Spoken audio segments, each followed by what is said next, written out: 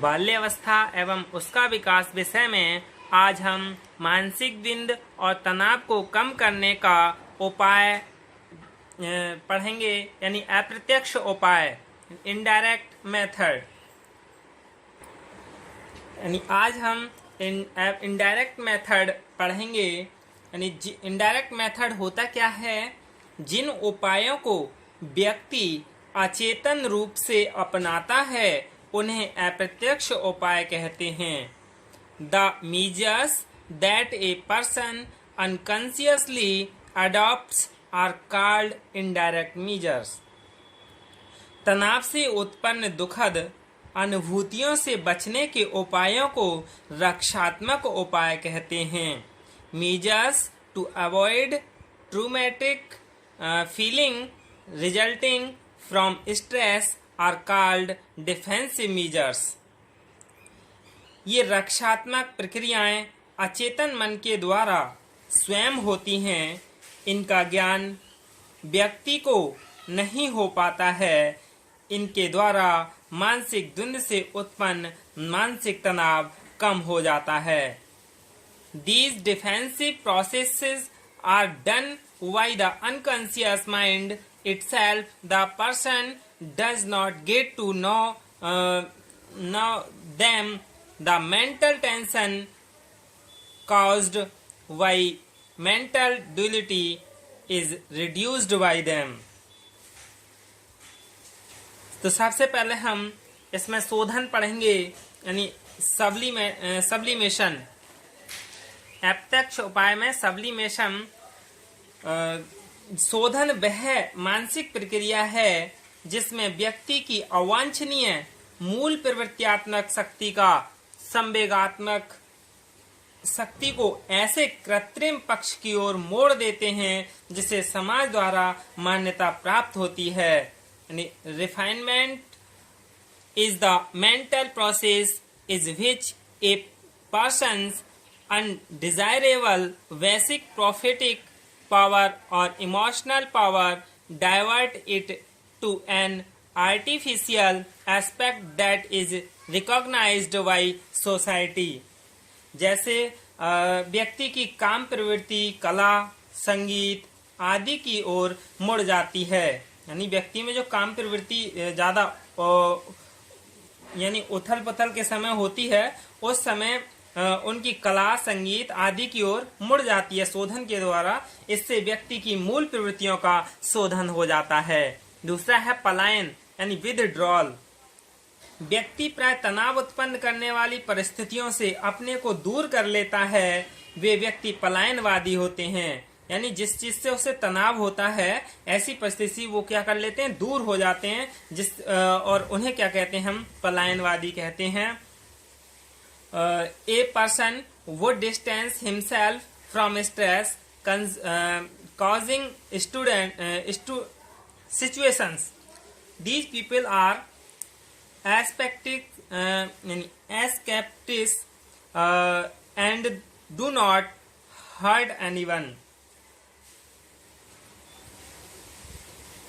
जब उनका पलायन या परिवर्तित व्यवहार असामाजिक हो जाता है तो ये अपने को समाज में समायोजित नहीं कर पाते हैं। जैसे यदि किसी बालक को कोई दूसरे बालक अपमानित करते हैं तो वह अपने को उनसे अलग रखने लगता है, लेकिन किसी बालक को कोई दूसरे बालक अपमानित करते हैं तो वह अपने को उनसे अलग कर लेता है। यदि उसका व्यवहार असाधारण हो जाता है तो आगे चलकर उनके समाज में कठिनाई होती है, जिसे दो भागों में बांट कर समझ सकते हैं, प्रतिगमन और दिवास्वप्न। यानी रिग्रेशन क्या है? जीवन में समझने आने वाली समस्या के प्रति की गई प्रतिक्रिया को रिग्रेशन यानी प्रतिगमन कहते हैं। यह चाइल्डहुड की प्रतिक्रिया के आधार पर होती है। इसका मतलब यह है कि व्यक्ति के अंदर असंतोष के कारण तनाव उत्पन्न हो जाता है, जिससे मुक्ति पाने के लिए वह अपने को पूर्व अनुभवों की ओर लौट आता है। जैसे प्रौढ़ व्यक्ति कभी कभी बच्चों की तरह रोने, मुंह बनाने, पैर पटकने और चिल्लाने लगता है। यानी जो प्रौढ़ व्यक्ति होते हैं वो कभी कभी ऐसा ही करने लगता है क्योंकि वो तनाव में आ जाता है। दूसरा दिवा स्वप्न यानी डे ड्रीमिंग। डे ड्रीमिंग ऐसी प्रक्रिया होती है जिसमें कोई व्यक्ति वर्तमान के दुखों को न सोचकर सुखों के काल्पनिक जगत में विचरण करने लगता है। इसे प्राय हवाई किले बनाना कहते हैं। यानी वो जैसे खाट पर पड़ा है व्यक्ति और सोच रहा है कि मैं हेलीकॉप्टर में उड़ूं, यानी वो हवाई किले बनाता है, यानी बहुत दूरगामी सोचता है जिसका उससे कोई संबंध ना हो, वैसे कर्म नहीं करता है।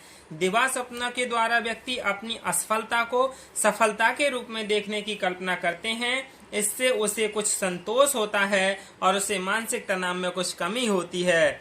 जैसे तृतीय श्रेणी में उत्तीर्ण बालक प्रथम श्रेणी में उत्तीर्ण होने की कल्पना कर सकता है। एक भिखारी अपने को राजा के रूप में कल्पना कर सकता है। इनके द्वारा मानसिक तनाव में कमी यानी क्षणिक होती है। फिर है तादात्म्य स्थापित करना यानी आइडेंटिफिकेशन, तादात्म्य स्थापित करना यानी पहचान बनाना। तादात्म्य स्थापित करने की प्रवृत्ति लगभग सभी व्यक्तियों में पाई जाती है। तादात्म्य कहते हैं अपनी पहचान बनाना, स्थापित करना। असफल और गुणहीन व्यक्ति सफल और गुणवान व्यक्ति से तादात्म्य स्थापित कर लेता है। वह उसके गुणों और कार्यों को अपने में देखने लगता है। जैसे यदि किसी गुणवान व्यक्ति का बालक नालायक या गुणहीन निकल जाता है तो अपनी कमजोरी से उत्पन्न हीन भावना को छिपाने के लिए अपना परिचय यह कहकर देता है कि मैं अमुक व्यक्ति का लड़का हूँ। वह व्यक्तिगत गुणों के आधार पर अपना परिचय कभी नहीं देता है। इससे उसका मानसिक तनाव कुछ कम हो जाता है। यानी ऐसा होता है जब कोई बालक ऐबदार है यानी गुणहीन है या नालायक है और जब वह कहीं जाता है तो उसे सम्मान नहीं मिलता है तो वह कहता है कि मैं उस व्यक्ति का बेटा हूँ। तो उसके पिता के चरित्र के आधार पर उसे सम्मान मिलना शुरू हो जाता है और उसका तनाव भी क्या है कम हो जाता है। फिर आश्रित होना यानी डिपेंडेंस। हर संभव प्रयास करने के बाद भी जब सफलता नहीं मिलती है तो व्यक्ति अपनी समस्या को हल करने का उत्तरदायित्व अधिक बुद्धिमान व्यक्ति को सौंप देता है। वह उसके सुझावों निर्देशों आदि का पालन करता है। इससे उसका मानसिक तनाव दूर होने के साथ ही समस्या के हल करने में सहायता भी मिलती है। देखा होगा जब व्यक्ति असफल होता है तो वह कहता है अब आप ही बता दीजिए, आप ही के अनुसार मैं यह काम करूंगा। फिर औचित्य स्थापित करना यानी रैशनलाइजेशन। व्यक्ति जब किसी क्षेत्र में असफल हो जाता है तो वास्तविक कारणों की अपेक्षा दुखद कारणों को ढूंढता है। परीक्षा में कम लिखने के लिए उसे बालक अपने को दोषी न ठहराकर यह कहकर तसल्ली कर लेता है कि कलम ठीक से नहीं चल रही थी इसलिए कम लिखा गया। इससे उसका क्या मानसिक तनाव कुछ कम हो जाता है। यानी वो बहाना लगा देता है कुछ ना कुछ। फिर है रूपांतरीकरण यानी कन्वर्जन। इस युक्ति में दमित इच्छा किसी शारीरिक रोग के लक्षण के रूप में प्रदर्शित होती है। कभी कभी व्यक्ति की इच्छा बीमार पड़ जाने की होती है। व्यक्ति बीमार क्यों होना चाहता है? इसका एकमात्र उत्तर यही है कि दैनिक समस्याओं से छुटकारा पाने के लिए बीमार पड़ना चाहता है और फिर वास्तव में बीमार पड़ जाता है। फिर है दमन यानी रिप्रेशन। इसमें क्या है, दमन का मतलब है कि इच्छाओं को स्वतंत्र रूप से ना प्रकट होने देना। ऐसा विश्वास है कि जन्मजात प्रेरकों पर आधारित व्यवहार प्राय असामाजिक होते हैं। उनमें नैतिकता एवं आदर्श विरोधी तत्व होते हैं। समाज ऐसे व्यवहारों को प्रकट करने की कभी भी स्वतंत्रता नहीं देता। उस पर बहुत कुछ समाज का अंकुश रहता है। जैसे काम प्रवृत्ति के स्वतंत्र प्रकटीकरण को समाज कभी भी बर्दाश्त नहीं करता अतः व्यक्ति चाहते हुए भी असामाजिक इच्छाओं का दमन कर देता है। यह ढंग अधिक उचित नहीं है क्योंकि इससे व्यक्ति में अनेक व्यवहारिक दोष उत्पन्न हो जाते हैं। फिर समन यानी सुप्रेशन।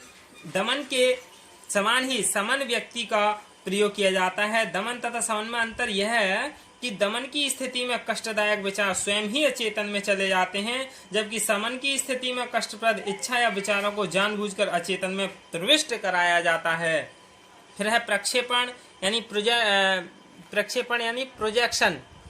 इसमें क्या है कि इसमें व्यक्ति अपनी सफलता का दोष दूसरे व्यक्ति या पदार्थों पर डाल देता है। इससे उसके मन को कुछ संतुष्टि मिलती है जिससे मानसिक तनाव कम होता है। जैसे परीक्षा में असफल होने पर बालक प्राय यह कहते हुए सुने गए हैं कि प्रश्न पत्र पाठ्यक्रम से बाहर का था या प्रश्न पत्र काफी कठिन था या प्रश्न पत्र तो बढ़िया हुआ था परंतु परीक्षक ने अंक नहीं दिए। यानी वो दोष दूसरे पर डाल देता है। फिर है विपरीत रचना यानी रिवर्सल फॉर्मेशन।